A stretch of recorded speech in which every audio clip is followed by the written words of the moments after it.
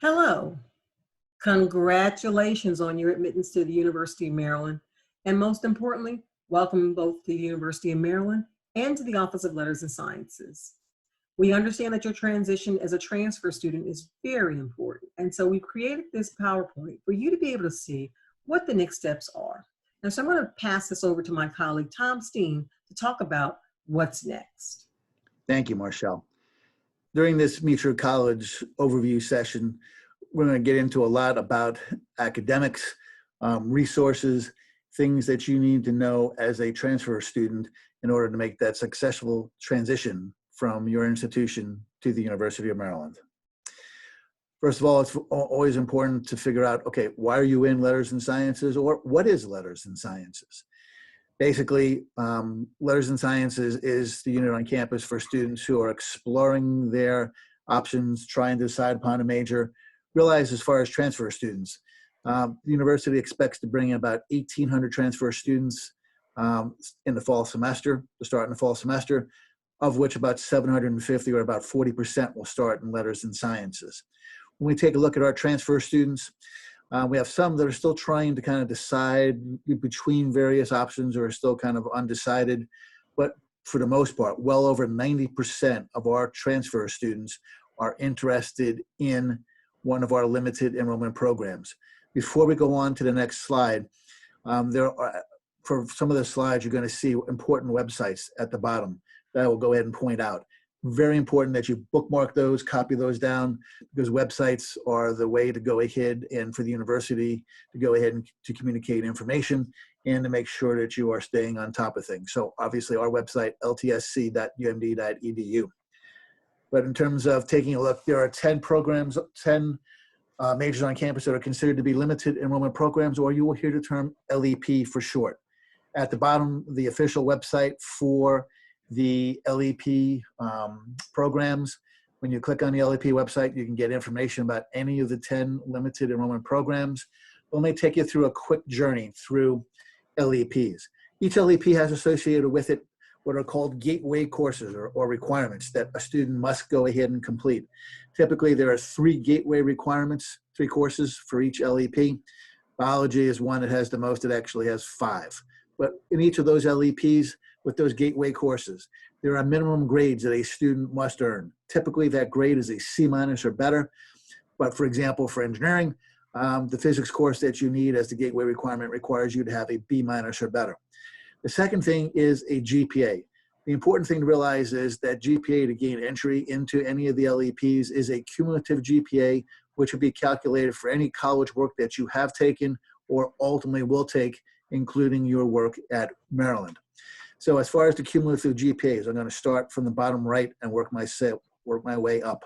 Psychology, 2.7, neuroscience is a 2.7, journalism, 2.8, government, 2.7, engineering, 3.0, computer science is a 2.7, criminology and criminal justice, known as CJUS, is a 2.5, communications is a 2.7, and then biology, biochem, chemistry, and then the biodiversity and conservation all require a 2.7 GPA. Let me stop there for a second. Those 9 LEPs, if a student meets the requirements in terms of the GPA and the gateway and gateway courses, a student would be able to gain entry into that particular limited enrollment program. Business, however, is the only one that is competitive, which means that everybody that applies to business does not get in. Minimum GPA is a 3.0.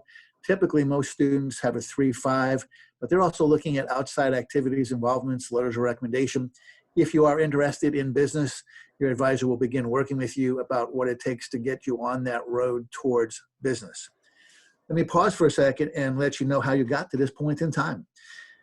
2 months ago, 3 months ago, 4 months ago, whenever you submitted your application to the admissions office, they would have, and you had checked off an interest in one of these LEPs, they would have said, okay, here are our requirements. Here's what we know about you. Here are the courses and the transcripts that we have from you. At that point in time, you had not met all of the requirements to gain entry. Therefore, that is why you are here in Letters and Sciences. You guys are certainly, and our transfer students, like I said, about 90% have an interest in one or more of the limited enrollment programs. So having said that, one of the first things your advisor is going to have with you when you have your advising appointment is a conversation of the major or certainly more than likely the limited enrollment program or programs that you're interested in, and developing a timeline. How soon can we go ahead and get you into your limited enrollment program? We realize for some of you, we know a lot of you have taken coursework this past spring semester. Once that coursework arrives here, it could be possible that you could have be able to be admitted to that particular limited enrollment program, or maybe taking a summer course. More than likely for most of you, it will basically be kind of, to finish up a gateway course or two in the fall and then apply maybe into the spring semester. But your advisor is going to personalize that. Take a look and kind of basically see where we have been, where we're going, how soon can we go ahead and get you into your major. And also too, that's going to determine some of the key courses that you're going to be registering for in the fall semester. But certainly limited enrollment programs, first area that your advisor is going to have a major conversation with you. The next slide talks a little bit about another very important office. The website is at the bottom, the Transfer Credit Services Office. So transfercredit.umd.edu, because this is where you can begin to use this database, because the database that has been built up over the last 40 plus years. It has over 500,000 courses in it. So no matter what college or university you are coming from, you'd be able to take a look and see, because sometimes we know that when you transfer, we still need to have a course evaluated, try to take a look and see, is it going to transfer? If so, what requirement might it fill? Having said that, you can also look forward, because I mentioned that some of you might be interested in taking a summer course. So you can work to make sure that the course you might take this summer is definitely going to go ahead and transfer here. As well as also too, when you take a look at it, you could also use the transfer credit database to check AP and IB work if you have some of that work as well too. Now, having said that, advising, crucial, critical. Your advisor, we're going to be here to work with you.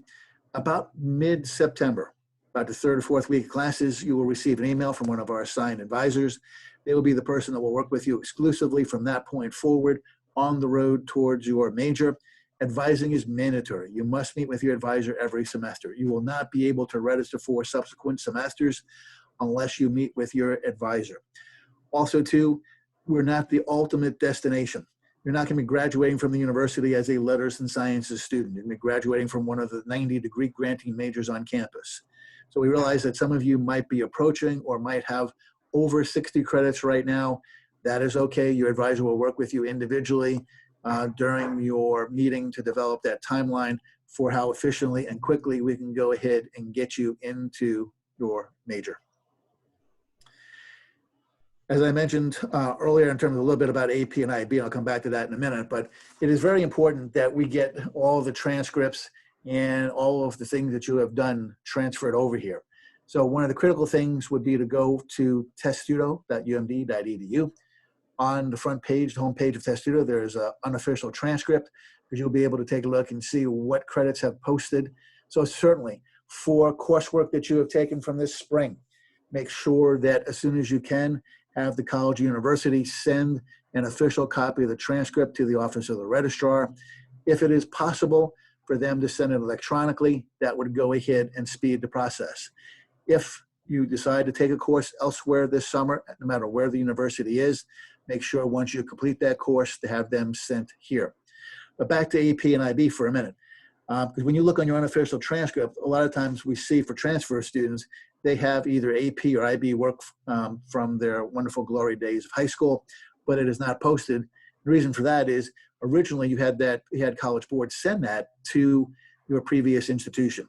So two things. One, when you're meeting with the advisor, let them know any AP or IB if it's not posted to your transcript. Typically for AP, a 4 or 5 is necessary. IB, 5, 6, or 7. Once again, you can use the transfer credit website to determine the AP and IB and what credit that you would get, but certainly let your advisor know, hey, I took the AP Psych, got a score of 4. I took US History, got a score of 5, because they can factor that into the decision-making process, and then you work with College Board to send the AP and the IB scores here. August 31st, which is a date which will be very important, which we'll get to a little bit later, is the first day of classes. You want to make sure by the time the first day of classes hits, all of the credits that you think that you have deserved and earned are here, because then that will be important, because starting in November, we will start registering students for the spring semester, and that registration is determined on the credits that you have. So that's why it's very, very critical to get all your final transcripts, all the reports from the AP, IB here by the first day of classes. I'm going to turn it over to Marshall for a second to talk a little bit about the student advising agreement. Thanks, Tom. So one of the things, as Tom has mentioned, is academic advising is very, very important in the Office of Letters and Sciences, as it is on campus.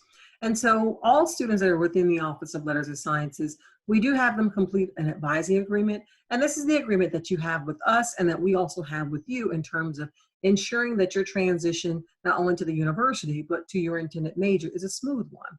So we'll be looking at things such as what full-time enrollment looks like, on average, how many credits you need to enroll in per semester or across the academic year to be successful, but also in terms of what general education requirements that you have to complete prior to the completion of 30 credits, as well as what it takes beyond that. We'll also be talking to you in terms of what you need to have done and how to transition to your major at the point that you reach 60 credits.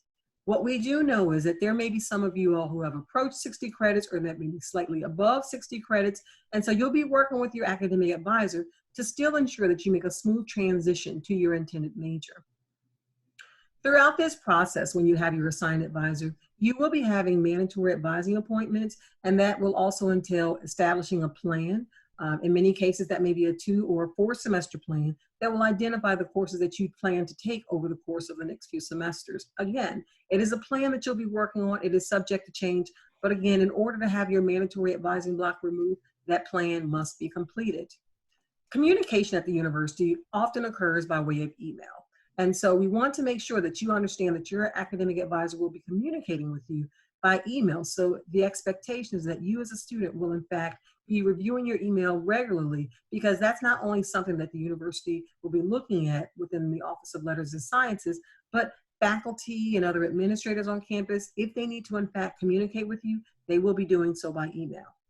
And then we also want to make sure that you are aware that you're responsible for familiarizing yourself with the university's academic and financial calendar, as well as the deadlines to drop and make adjustments to your schedule, because there are times where you may in fact incur a fee. So again, this is an agreement that you will be receiving, that you'll also be needing to return back to us, but it's our contract with you so that you can know what to expect from us, and we in turn will know what to expect from you. All right. Let's talk about some other resources. We've given you a lot of information, but some resources that will help you with the transition. This first one I want to mention very briefly. We offer a course. It is UNIV 106, Transfer Student in the University. It is a 1-credit course. It is only for our Letters and Sciences transfer students. It introduces you to the university. It is strongly recommended. It is not required. It's certainly going to address a wide variety of issues in terms of academic advising, major career exploration. You'll get into resume writing, cover letters, campus resources, time management, study skills, lots of wonderful things.